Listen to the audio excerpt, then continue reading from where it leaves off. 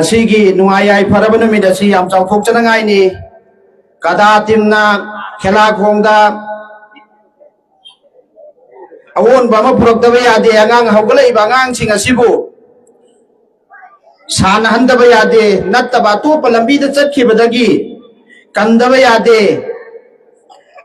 development phurakdaba yade angang sing asigi future semdaba yade hain pugi pandamda angang singi thaugalon taunanabagi damakta makogi thawai hatnanabagi damakta makoida pungning saugatpa oina ngasigi haudoiba sport asi Allah mapu mahagna loiba phawatang mapung phan bi boisanu masina maram oiraga khungang sida leiriba amadi Manipur masa pumbada alam masa pumbada leiriba haugalaiba angang makhaibu nattaba lambi da chatkhibadagi kannana bagi jariya ama waihan bisanu haiba dua se hakna taujari Allah pangna kabul taubi boisanu nungsi jara bai chilin housing taseng namakti hana gumnati haujiki inklai ba ngang sing asi yamna telen leiba makhoida angakpa makhalgi kala yaw ba ngang antani adubu aikoina makhoi singsi pungning thagat pidabadagi makhoi singsi aikoina sembi da badagi makoi singsi nong sumang chalak pen jalai adubu handak kada timna sport asi hauduoga angang sing asi mangki da badagi kannana ba amasung future gi magi future gi way of income amasung hak masa gi health fanana bagi da wakta sinpi langbiri basi sport gi numin nini mangani tarani asi natana makhata bada chahi chupa Hek dunia na laiba phawbada kada tim masina mapung phana khunggang asida miyam na phidam ningai oiba sigum bangang chingbu yokhatpagi sanaba bu yokhatpagi lam asida thawai hakchang yauna pangthuan ningi aigi oiba side tagi su aisu khunggang sida yam laira ba imung amada pu imung amada gi haurakpani adubu aikhoi gi matamda ningkha tamna sanaba ngamakte laik tamba ngamakte aduna aikoina lairikta hauglai bangang chingchina nakhoi hauglai bangang nakhoi makhaina education da thawai yauraba amasung sanaba sida thawai yauba taragadi inshallah taala nakhoi ningam dabala oi sanaba sida mapung phana nakhoi thawai hakchang yauna nakhoi sanaba taragadi state level da national level da without corruption paisa lupa ama phawai tingdana nakhoi na sana sagi future semdana nabagi damakta nasana sagi job phangani aikoina tanariba khangnariba ngantani thangnaba khungangsingda atopa khungang mayam amadagi national level da state level da corruption yaudana without corruption job mayam ama selection tawri adubu aikoigi sida laik tambasu lai sanabasu lai adubu aikoigi sida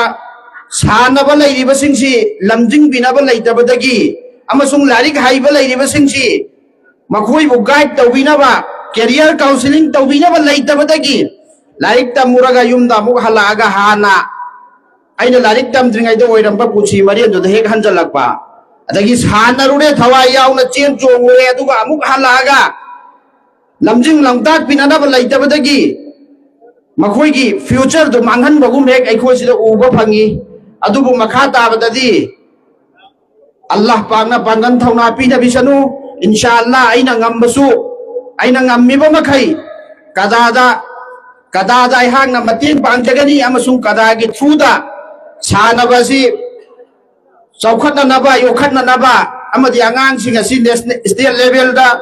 amadi national level da international level da hirang khudimagta pukhanna naba inshallah hona bada isu achauba mating pangjagani matang bi matungina sigi hek kari siloi sanbaga sport asi loi sanbaga kana khanga heidagi tanaraga inshallah football gi coaching अमसु आई तौननबा होनजगे अमदी मखा ताबदा कदागी ओइबा चंगिबा मखैसी आइगी ओइबा साइडतगी आइना ngamba मखै इंशाअल्लाह मसी आई पुथोकननबा अमसु मतेंग पांगबा ननबा होनगे अदुना मयानदसु खुंगंगसिदा लैरिबा अहल लमन ओलामाई केराम इपा इपाली चिलिनाउसिनसु ओजा गुरु मखैनसु मतेंग पांसनबियु पुंगिंग थौगतबियु अमसुंग एजुकेशन की लमदसु कैरियर काउंसिलिंग इकुई कुइदबे इंशाअल्लाह तौननबा प्लान खरा तौरी अदो अइखोइना development तौदबा तारगदी हौगलैबा आंगांसिंग असिगी पुंगिंग थौगलगा अइखोइना Chumba लंबीदा लमजिंग बिदबा तारगदी नत्तबा लंबीदा Nishadha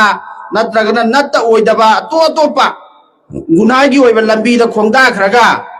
मखोइगी way of income सु लैते मखोइगी फ्यूचर ऑफ प्लान सु लैते अदुना मरम ओइरगा अइखोइना चेंज तौसी हाइबा तारगदी खुंगंगसिमा पुलप पुना चाउखदनसी लोइनमक सिदा शांति ओइहनसी लोइनमक नुंगाइहनसी हाइबा तारगदी अइखोइना इसा आइनाउ सिंगसि लाइक लाइसु हाइहनबा लाइरिक हाइबसिंगसि मखोइ कम हाइना थबक पीगनी मसाना मसाबो थबक पीजबा हाइबदु करम हाइना पिहनगनी हाइबसिगी ट्रेनिंग पीबीबा दरकार ओइ काउंसलिंग तौबीबा दरकार ओइ सानरिबसिंग असिबो अइखोइना मखोइगी फाइनेंशियल चेक तौबीबा अमसुंग फाइनेंशियल स्पॉन्सर तौबीबा दरकार लैबसिंगदु अइखोइना फुलफिल तौबीबा ताई अदुदुगा मतंग मतम चाना अइखोइना चंगगा चेक तौरगा मखोइसिंग असि अवांग लेवल दा पुखतनबा होनबा मथौ ताई अदु ओइबोय तारगदी नत्तबा फत्तबा ओक्तबा लंबीदा चखिदबा लमांगनखिदबा मयाम अमदगी कन्ननबगी लंबी ओइगनी अदुना मतमसि याम सांगनसु लौरोय आई थमोय सेंगना मयामगिदमक्ता खेलाखों खक्तगी नतना अखोगी केंद्र मसा पुंबा सिदा डेवलपमेंट की ओइबा थबक्ता अमदी एजुकेशन की ओइबा सेक्शन दा स्पोर्ट की ओइबा सेक्शन दा आइने हेक नामिबा मखै मफम मफम की इंशाअल्लाह हानादगी सु मतेंग पांगगा लाई हौजिकसु पांगनी अमसुंग मतुंग सु अल्लाहना पांगबा ngam सनु अखोय मिकअप थोक्सी मिकअप थोक्तबा तारगदी अखोगी ओइजा ओइ थक खरना अखोगी राइट सिंग असि योन थोक योन सिन तौबना ngasi फावबा अखोय खेला खोंग मतिक चाब सिजनबा याबा प्लेग्राउंड अमा फाव लैतबनी एमपी पोखरे एमएलए पोखरे अदुबो ngasi फाव मतिक चाब ग्राउंड अमा फाव लैते अखोय द नोंग चुई हाइदुना ऑडिटोरियम हॉल अमा कम्युनिटी हॉल अमा अखोय मयाम मीटिंग तौफम वा मा खन्नफम अखोय मयाम पुनफम लैते अदुना सिगे सोथरिबा मयामसि इंशाअल्लाह ताला अतेन मतमता अवाट पलैरिबा मखैसि आइगी ओइबा साइडतगी फुलफिल मयाम की दमक्ता मयाम नुंसिबिरगदी मयाम सपोर्ट तौबिरगदी नसानी ननाउनी नसुनी अदुना हाकु अमुक्तंग नुंसिबियो आई मयाम की दमक्ता आइना ngamjaba मखै आइगी ngamjaba लेवल दा इंशाअल्लाह आंगांसिंग असिबु सेमबदा अमदि खुंगंग असिबु डेवलपमेंट तौबदा आई अचु असा अदगी अवाना लैरिबा मयाम से मतेंग पांगबा ngamba हाइबदु ओइजगे मयाम नाइगी दमक्तसु दुआ तौबियो मखा तानसु सिगी मैच असि सानगदब लेरिमिना मगरिब की नमाज लై सलकपनिना ngasiगीदी मतमदु याम सांगना लौरोगे सिगी फाइनल मैच ता इंशाअल्लाह अतोपा आइना खुनसिगी दमक्ता डेवलपमेंट तौनिंगबा अमदी अतोपा खुन इरोंग तु हंगुंदा इरोंग तु कचिंगदा आइना तौनिंगबा डेवलपमेंट सिंग आइना पुरंगनिंगबा अवोनबा सिंग अमसुंग आइना